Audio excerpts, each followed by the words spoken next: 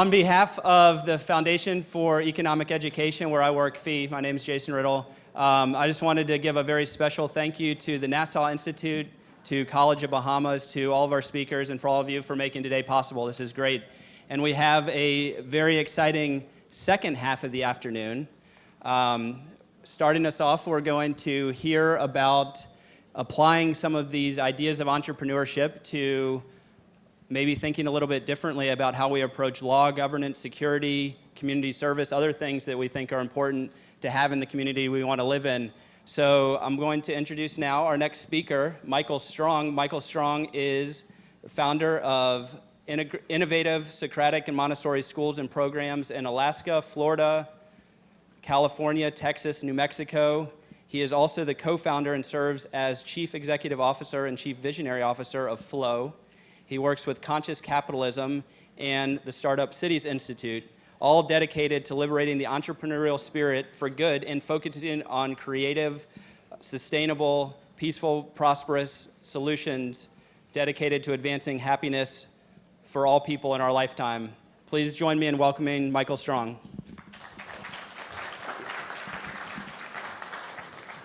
Thank you. I've been liberated from the podium, so I can actually walk around, which is great. I have the unfortunate experience of following my wife, Magat Wade. She is such a fantastic speaker. It's always hard to compete. So hopefully you've got lunch. You're a little bit mellower now. I'm going to start a little bit by talking about the startup approach, which is similar to the entrepreneurial approach that Isaac and Magat were speaking of. Startups, brand new companies that are really changing the world. Uber is a startup. Airbnb is a startup. Once upon a time, Apple was a startup. Google was a startup. Facebook was a startup. Many years, much earlier, Westinghouse was a startup, and Ford was a startup, and all big companies at one point were startup. In a certain sense, the United States of America was once a startup. Once upon a time, Thomas Jefferson, a red-haired 30-year-old, said, I'm sick of this, King George. I'm going to go start my own country. And he basically started up a country. It turned out to be a pretty successful startup. U.S. is large, powerful, and wealthy. And so you can start up anything. I've spent most of my life starting up schools because I hated school. I love learning, but I don't like school. And so I thought, why can't I create schools where learning is fun, interesting, and relevant to the real world? So I've created a bunch of schools. Then I gradually got into this Startup Cities initiative, which I'll talk about in a minute. Before going into the reason for this, I want to just say a little bit more about the cultural side of startups. First, Magat asked that I recommend a course on startups. There's a wonderful online course called How to Build a Startup by a man named Steve Blank. And it really is a great practical nuts and bolts course. Take it through Udacity if you want. The School of Business here could offer it with mentors here, but it's very focused on how do you actually build a startup. In the US, there's something called Startup Weekends, where groups of maybe 20 or so entrepreneurs get together on a Thursday night, and by Sunday afternoon, they've created a company. Not all of these companies succeed, but a surprising number of them have. And a lot of it is, let's get all this startup energy in a room together, and let's just create something. One of the reasons I love startups and entrepreneurship is you create something out of nothing. Once upon a time, somebody had to create the first computer company. In a certain sense, Steve Jobs did for the microcomputer. Steve Wozniak, his engineering partner, together they started producing these little cheap computers. Now we've all got now on our cell phones, most of us have a computer more powerful than the most powerful computer in the world in 1960. So everything that we see today started from nothing. And so anytime any of you have an idea, if you have the ability to commit, to execute, to surround yourself with really great people, you can create something out of nothing. So one of the reasons I like to get people to think about the whole startup process is that whatever you see today, whatever the reality is when you walk out the door today, whatever is on the news today, whatever challenges you face in your personal life today, you have the power, especially if you work with other people, who can really support that project, you have the power to change the world in a really fundamental way. In 1800, everybody on Earth was poorer, pretty much, than is the poorest person in Africa. You know, not quite, but now we've got a lot of poverty in the world, but nothing compared to what the world was in 1800. About half of all babies died in 1800. In 1770, cotton clothing was a luxury. Right now, you know, people are giving away cotton clothing. You know, you go to a lot of events, they give away free cotton t-shirts. By 1880, cotton was 1/100th the price that it was in 1770. So it went from being a luxury to being a relatively affordable good for the working class, and now people around the world give away cotton t-shirts. So that process of what was once really expensive and rare becomes cheap and ubiquitous is extremely common when entrepreneurs are allowed to do their magic. Before kind of going in one step more into the startup approach itself to law, governance, security, and community services, I want to say one more word about the kind of culture. And again, you broke it open this morning in a wonderful way when you asked me about that question about, you know, what if people don't support you, and especially family and so forth.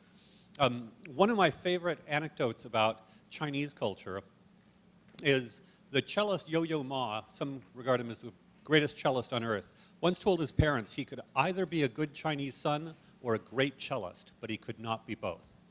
And that's just playing the cello, but in order to be original and break the rules and really change what it means to be a cello player, he could not be simply obedient. And one of the things I've found, I've traveled around the world working with entrepreneurs, creating projects with people around the world, and there are entrepreneurial subcultures around the world where, again, as Isaac said, the 5 people you surround yourself with, pods of people in every culture that are incredibly entrepreneurial, incredibly visionary, incredibly, I don't care how they used to do it in the past, let's do it differently. And I can't emphasize enough how important it is to be around people to support your entrepreneurial spirit. I've been in Russia, and Russia's, on the whole, a really depressing place. But there are these tiny pockets of entrepreneurial subculture where it's really vibrant and dynamic. It feels like Austin or Silicon Valley in these, you know, tiny little places within Moscow and St. Petersburg. And meanwhile, much of the rest of Russia is a pretty rough place to get anything done. In Guatemala, which is ranked one of the most hierarchical cultures on earth, I've worked with a business school there where they are partnering with the Entrepreneurs Organization, an international entrepreneurial organization. And there, they're just gung-ho, forget about the rules, forget about the traditional hierarchies, we're going to get stuff done. So, you have an opportunity with your wonderful dean, who's clearly pro-entrepreneurship here, to really create an entrepreneurial subculture in the Bahamas. And now let's look at some of the institutions that can accelerate that and how perhaps you guys can create institutions in the future. So why are some nations rich? This one just happens to be Honduras and Korea. I'm doing a project in Honduras. You know, in 1960, basically they were about the same. Now Korea is wealthier than many nations in Europe. It's not wealthier than, say, Britain, France, or Germany, but Korea is now more prosperous than Portugal or Greece. Honduras, meanwhile, it's gotten a little bit more, but not a lot. So what's going on here? Something that was vividly recognized after the fall of communism is that institutions matter, legal institutions matter. In North Korea, one of the poorest places on earth, a prison basically for human beings. Sadly, during the starvation, there was a widespread starvation in Northern Korea in the 90s, and it was truly a desperate situation. Meanwhile, again, South Korea used to be another poor country, is now becoming more prosperous than Europe. So clearly, the culture was the same, North Korea, South Korea, as of 1945, but one had one set of legal institutions, the other had a different set of legal institutions. One became rapidly growing and prosperous, the other did not. Legal institutions matter. Here's a different case of legal institutions mattering. That's the border between US and Mexico. On the left, obviously Mexico, and the right, the US. So, you know, just line in the sand, so to speak. If there are, you know, undocumented workers crossing the border from Mexico into the US, when they cross, their average wages can go up 10 times. And so imagine if you could just walk across the line and your income goes up 10x. Of course you're going to walk across that line. So why is it that wages are 10 times? Cost of living is somewhat higher in the US, but it might be 2, 3x cost of living. It's not 10x. So why is it that the US is so much more prosperous than Mexico? Again, just like North Korea, South Korea, different legal institutions. One little thing, I mean, you guys actually have a huge advantage being in the Bahamas because on balance, there's a lot of evidence that British legal institutions are better for business than are French, Spanish, or Portuguese legal institutions. And not all, but because of colonialism, a good number of the countries on earth are either using British common law or French, Spanish, or Portuguese civil law. One little example, in Mexico, in many civil law countries, I don't know what it is in the Bahamas, it costs between $500 and $1,000 to get a document notarized. In the US, you can go, usually you get a document notarized for free. Occasionally, you might have to pay $5. So if you're starting a business and you need documents notarized for that business, in the US, basically, anybody can do it. You get your document notarized for free, no big deal.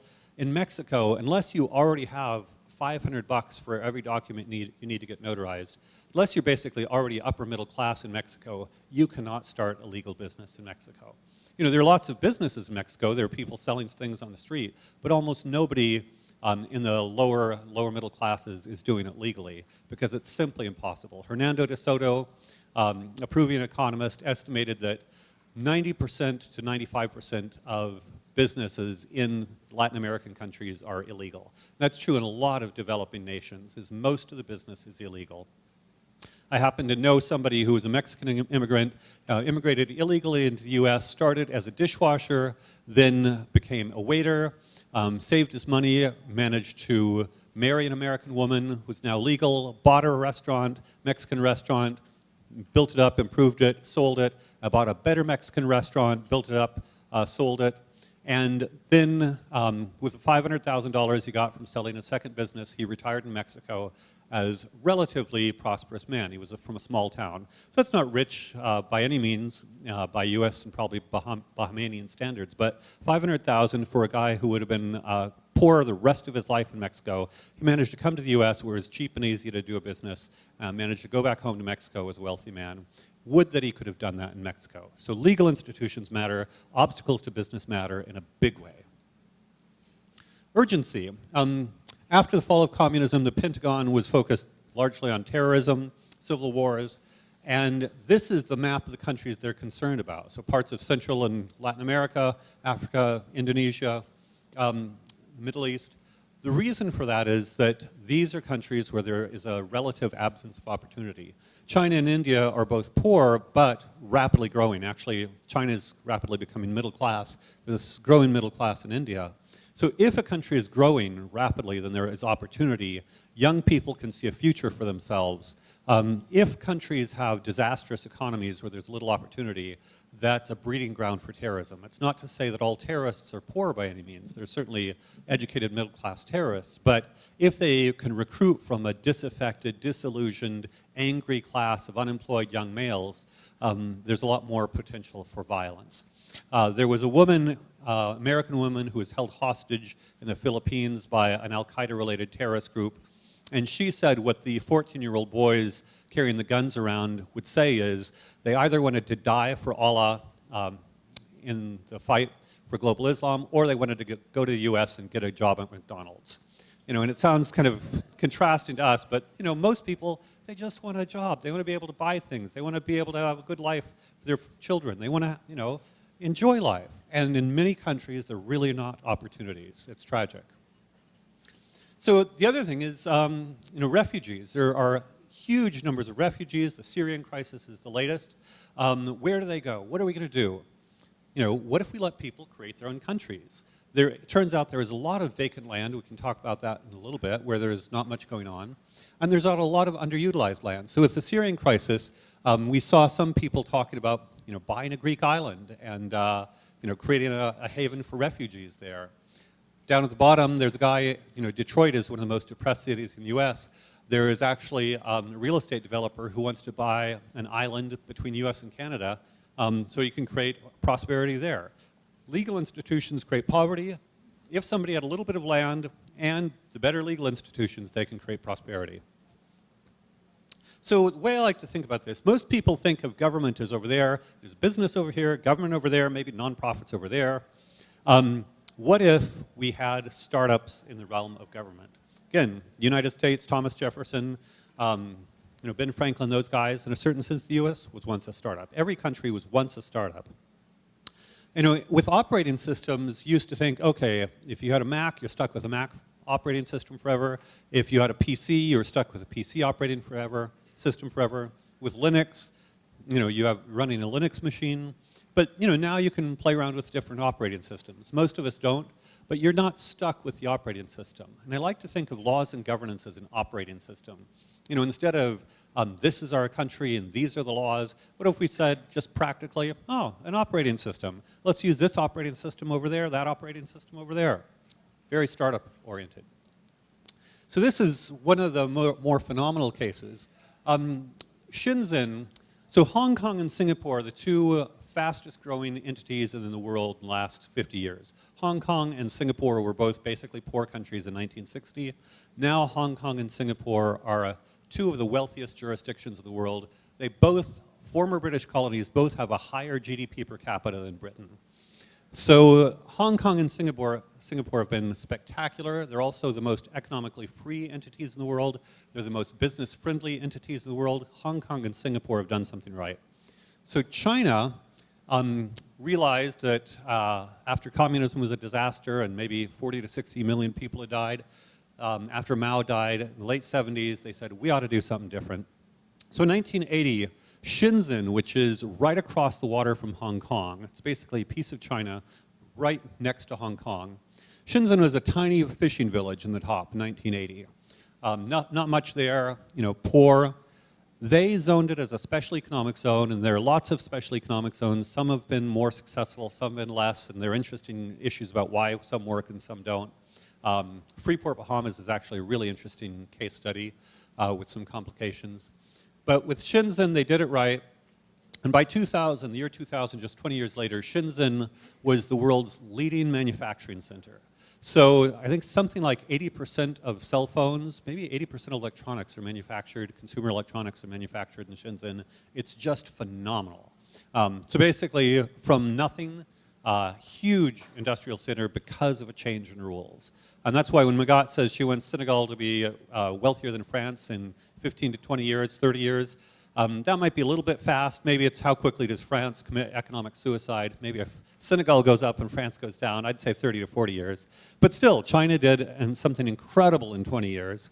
And then China, because this work started spreading SEZs up and down the coast, and as a consequence, China has grown phenomenally. So this is Senegal versus China.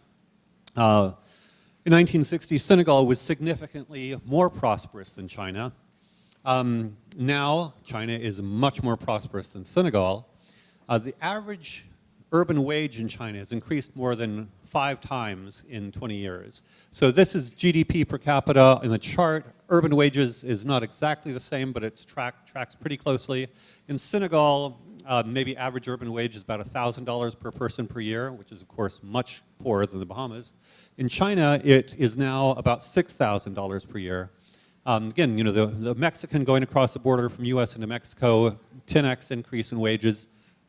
In China, there are people who remember their parents making $1,000 a year, and now they are making $6,000 a year, or maybe even the parent themselves, was making $1,000 early in their career and now is making $6,000 in their career.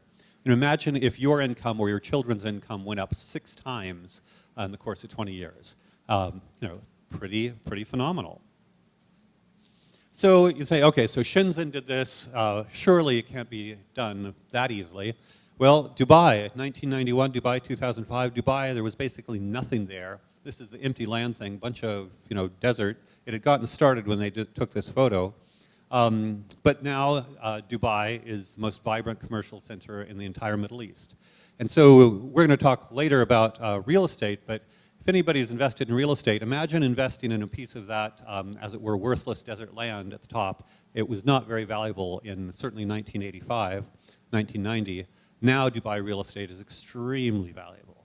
And again, this is an example of using different rules, different zones, different institutions in order to fundamentally change what's going on. If you create the right rules, you can develop rapid growth and attract capital and talent from around the world. So some people think, well, this is imaginary. It turns out free zones, again, complications, but the best free zones are attracting capital from around the world. There are thousands of zones. People looking to invest capital in places around the world actually shop for the best place to invest. And if you shop for the best place to invest, you see UAE, which is Dubai and China are up there. UAE's done really well. So thousands of zones, they pick where the best place to invest capital is. If you happen to be competitive, you can attract business from around the world. And so anybody who wants to make their country more prosperous might consider competing by way of zones. One reason to do it by means of zones is it's so difficult to change legislation nationally. If you can change the country nationally to be more business friendly, that's really powerful, but it's much easier to do it in a zone, and so that's why in many cases they can create a specific zone with different legislation and make it much more prosperous. An interesting case in Dubai is the first example where they actually put a different legal system in. So normally free zones are reduced taxes and regulation, but Dubai is a United Arab Emirates Sharia law country. They wanted to be a global financial center. Sharia law is not very friendly to finance, and the rulers of Dubai were completely practical. They thought, well, if Sharia law is not going to attract finance, but we want finance, let's just bring in a legal system that will attract finance. There's a lot of evidence that British common law is the best legal system for attracting finance. The world's top legal centers, financial centers, including London, New York, Chicago, Hong Kong, Singapore, Sydney, all run some version of British common law. Not an accident that Cayman Islands and Bahamas are British common law. It's a great legal system for finance, and as a consequence, what Dubai did is they took a 110-acre zone in Dubai and said within this zone we're running British common law instead of Sharia law. And as a consequence, Dubai went from zero global finance presence to being a top 20 global finance center in 15 years. So this is a different case study of, specifically in the case of finance, changing the laws and boom, you attract capital successfully. It was so successful that Abu Dhabi, another of the Emirates, copied it a couple of years ago. They said, we want what they're having, and they created exactly the same thing, a zone with British common law within which businesses are not subject to the Sharia law. One of the things they've done both in Dubai and Abu Dhabi, by the way, is actually had a commercial law judge from a common law country. In Dubai, they did both London and Singapore, so they had people with judicial experience in British common law applying it. Honduras is interesting because Honduras is the first country after Dubai to propose this. They passed legislation allowing for zones running common law in order to attract business. And again, Spanish civil law is terrible for business in many ways. There's a long literature on one of the reasons why Latin America is not more prosperous is the Spanish civil law is just much more difficult to do business in. Judicial cases, if you sue somebody or somebody sues you, it can get stuck in the courts for years. I was in Tegucigalpa, Honduras, and somebody pointed out a 20-story building that had sat empty for 20 years. And they said it's under legal battle and it's just taking forever in the courts. It's a different thing, but there are actually cases that have been in some courts around the world for hundreds of years. It's just stuck. So if your courts are really slow, that's disastrous. That's one of the elements of legal institutions that need to be effective. So the other dimension, in addition to just poverty, is innovation. And so there are a lot of people in Silicon Valley who are frustrated with the absence of innovation opportunities in the United States, which is interesting because a lot of people think of the United States as an innovative country, and in many respects the US is still an incredibly innovative country. And yet some of the top Silicon Valley entrepreneurs are saying that they cannot innovate important things in the U.S. Aviation is highly regulated in the U.S. Self-driving cars, highly regulated in the U.S. There have been small experiments. Healthcare. I know a guy who says the CEO of MD Anderson, the leading cancer clinic, says he could cure cancer in 10 years if it was not for regulatory obstacles. Drone delivery, there are little pilots with drone delivery, but it may well be that other countries will beat the US in terms of allowing drone delivery of various goods and services. Rwanda is currently delivering medicines by means of drones from Kigali, the capital, into rural Rwanda. So there's an acute awareness in the US that regulatory obstacles are stopping innovation. And there is a whole crowd of people who, the famous thing, you promised me Mars colonies, instead I got Facebook. Another one is, you promised me flying cars, instead I got Twitter, 120 characters or whatever. Twitter is fine, but we want really cool things. We want a world that's prosperous and well. My favorite poet is a man named Frederick Turner, who wrote an essay called Make Everybody Rich. And his idea is basically the way to solve problems is just to make everybody rich. And in some ways it sounds outrageous, and yet when you look at what's happened in China, 6x increase in income in 20 years. When you look at what's happened in Dubai, from no financial center to a global leader in 20 years. When you look at, a person from Mexico or Central America walks across a line in the sand, all of a sudden they're worth 10 times as much. Their labor is worth 10 times as much. At the rates of growth that the US experienced from 1900 to 2000, if we continue to experience that rate of growth, the average income in the US will be $300,000 a year in the year 2100. So, in terms of think big, in terms of don't judge what you've got right now, if people create the right kinds of legal institutions, you can create extraordinary prosperity. And if you create extraordinary prosperity, you can also do really cool things. So one of the, I run a school for innovators. We call them future agents, future authors. We want our young people to be focused on the future. One of the exercises that I've had them do in order to get them focused on the future is to come each week to class with the most important news of the week. And initially, the most important news of the week is what they see in the headlines. So, the earthquake that killed so many people, or a presidential election here, there, that sort of thing. They think the most important news of the week is what's in the headlines. But we talked about what makes news important, and pretty soon the students themselves came up with news is important if it affects a large number of people far into the future. And so we acknowledged, as tragic as the earthquake is, if it only affects a certain number of people and doesn't have a long-term impact, it's not really news. So I came up with the example of decrease in cost of lab-grown meat. So I ran into an article about a couple of years ago. There are scientists creating meat in laboratories, and it used to be about $400 a pound. None of us are going to buy a lab-grown hamburger for $400 a pound. Last year, they got the cost down to $12 a pound.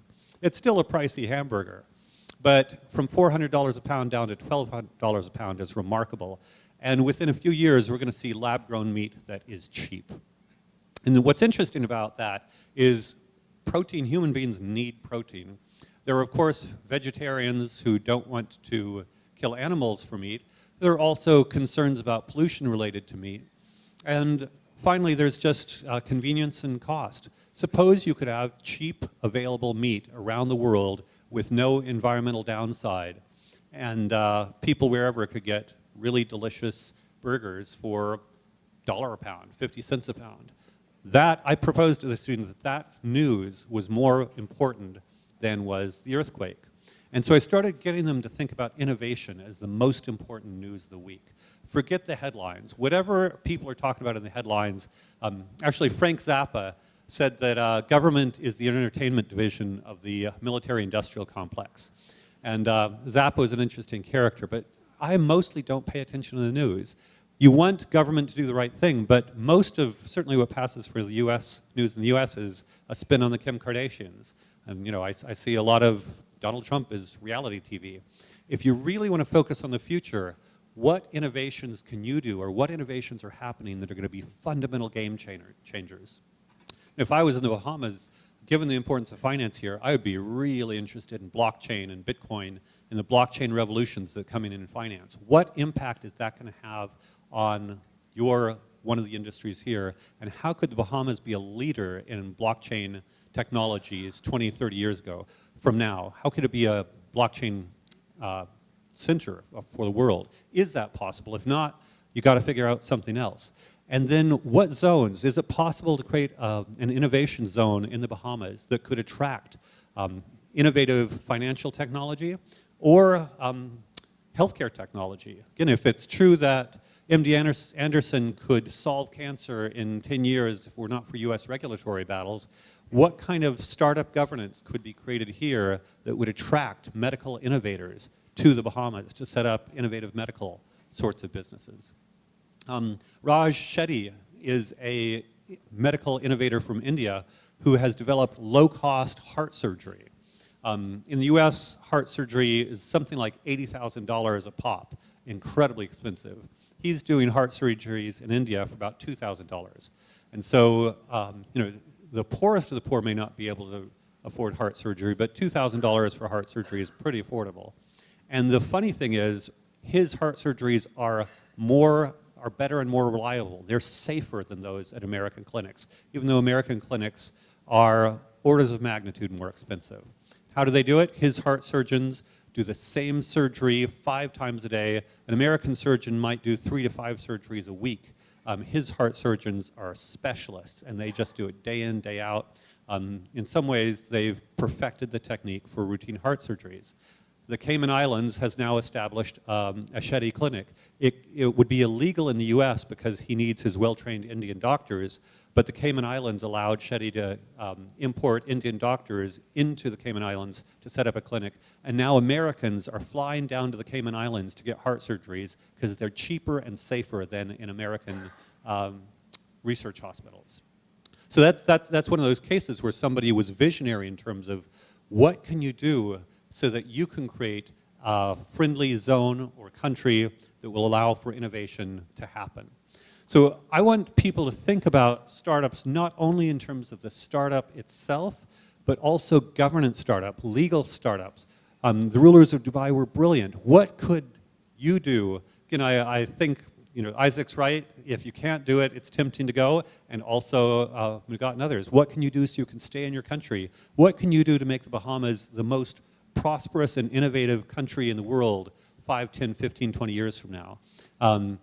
You know, maybe that's aspirational, but every place started with somebody doing something that was visionary. So if a group of you wanted to make the Bahamas the most innovative place in the world with respect to financial technology, medical technology, maybe even hospitality industry, maybe retirement, who knows, whatever it is. And maybe, you know, if you can't do the Bahamas, you go somewhere else. But think actually of innovating with respect to law and governance and selling it. The people in Honduras that got that legislation passed, they were able to sell the notion of a zone where different rules applied. In China, they created prosperity by a zone where different rules applied. So building on what Magat said of, you know, creating an awareness about policy changes. If you can't fight the battle at the national level, try to get something happening at a smaller scale. And Freeport, Bahamas is famous in part because a lot of the infrastructure there was built with private capital. If investors feel safe, if they believe that their money will not be taken by means of unpredictable government or with high taxes, investors will invest a lot of capital in projects. So I want everybody to realize that in the future, it's not just Twitter, it's not just Facebook, it's not just Google. Everything is going to change as we see startup energy focused on law and government, community services. In education, I'm creating new kinds of schools. Isaac's creating replacement for university. We're going to see everything being changed, and capital and talent will move anywhere on earth to go to some place which is doing something better.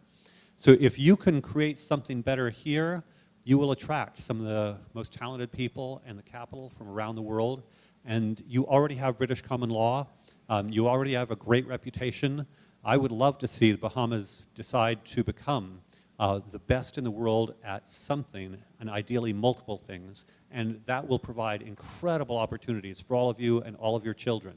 So this notion of making a jurisdiction entrepreneurial friendly is a win-win-win if done right. And all of us would love to help all of you do whatever you can to make perhaps your country the first one in the world where you make everybody rich. Thank you.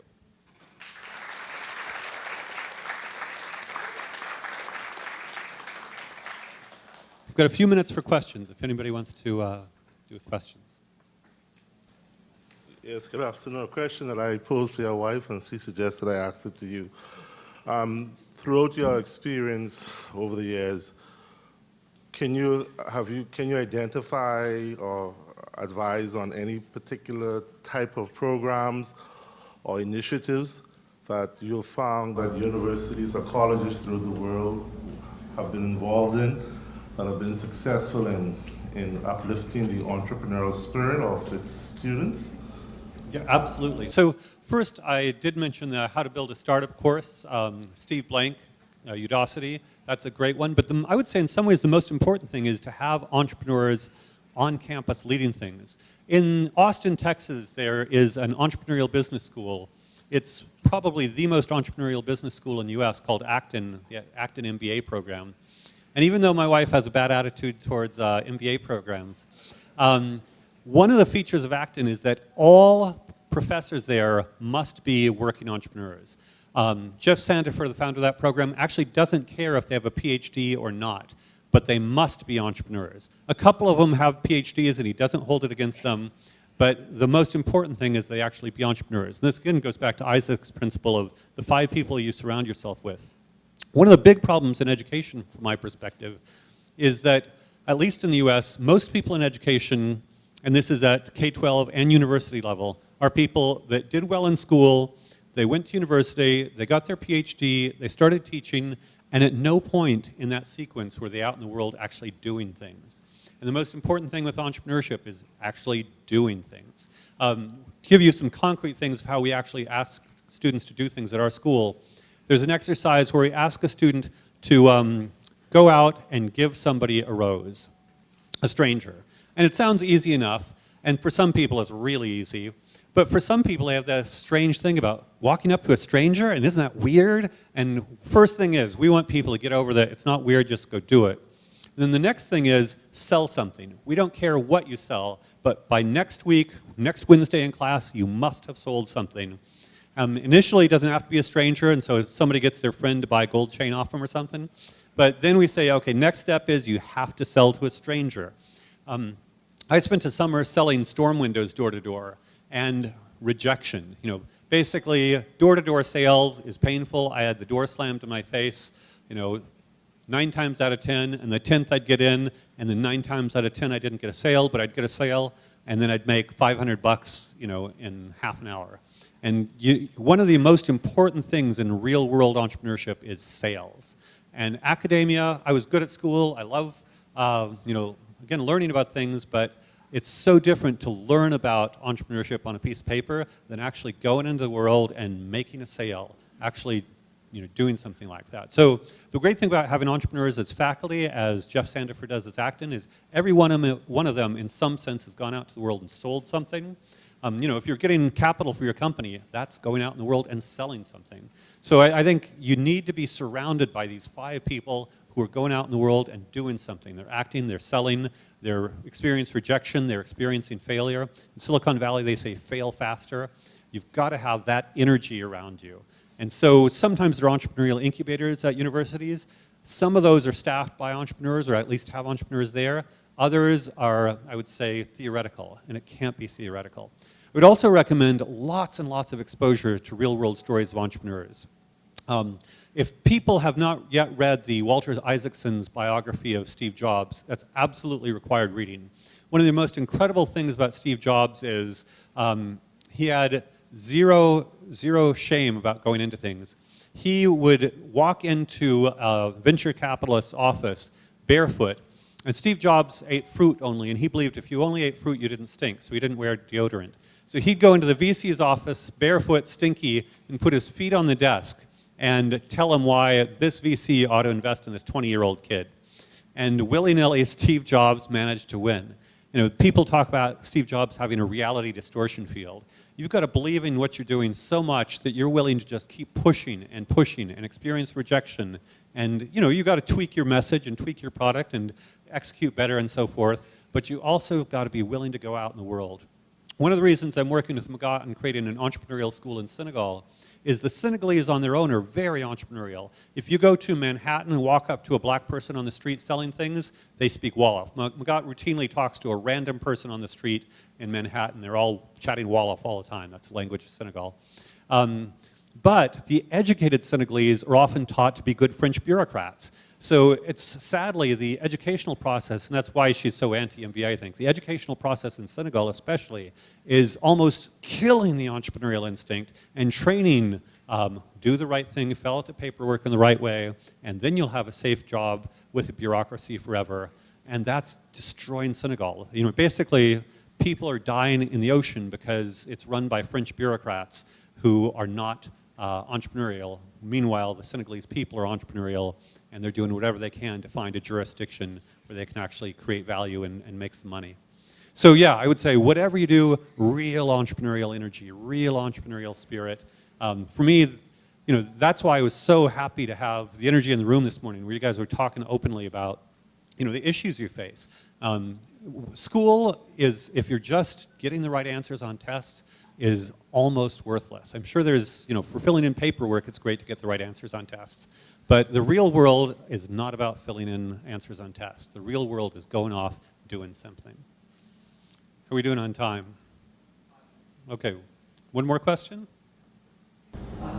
What about the institutions of money and credit and venture capital? No, so obviously there are points at which it's tremendously important to have access to capital.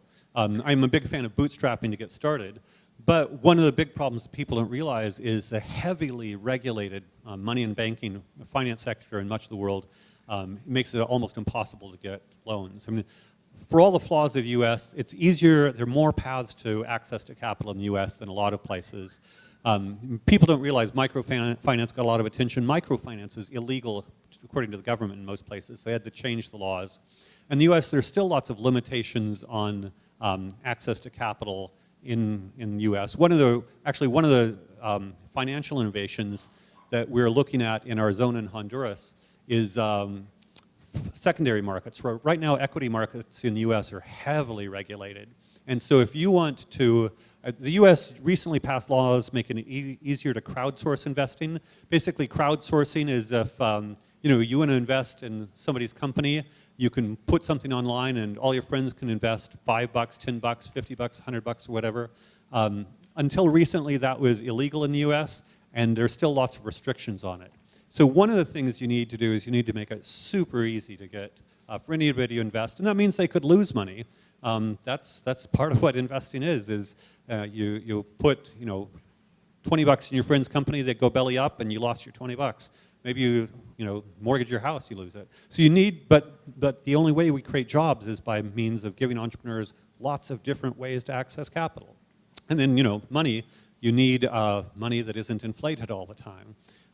So there's actually another blockchain-empowered platform that I'm working on, which allows anybody online to have a bundle of, you can store your money in dollars, yen, euros, or gold, or Bitcoin.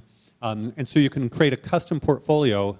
And again, even if you only have $20, you could create a custom portfolio where you put $8 in gold and $4 in dollars and, you know, $6 in euros, whatever you believe is correct. So technology, I like to talk about underthrowing government. I see technology as, if we can't get government to do the right thing, let's go around it. One of my favorite examples of that is, right now the US Post Office is the largest civilian vehicle fleet in the world. They spend a lot of time and money shuffling around junk mail, and yet the US Post Office is pretty much irrelevant.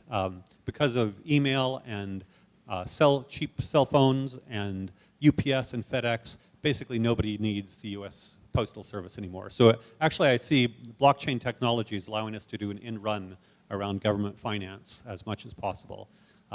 There are actually one more thing, and running out of time. Estonia has e-government, so certain people want certain government services. Now they can get e-citizenship from the government of Estonia because Estonia has brilliantly decided they want to be the leader in online citizenship.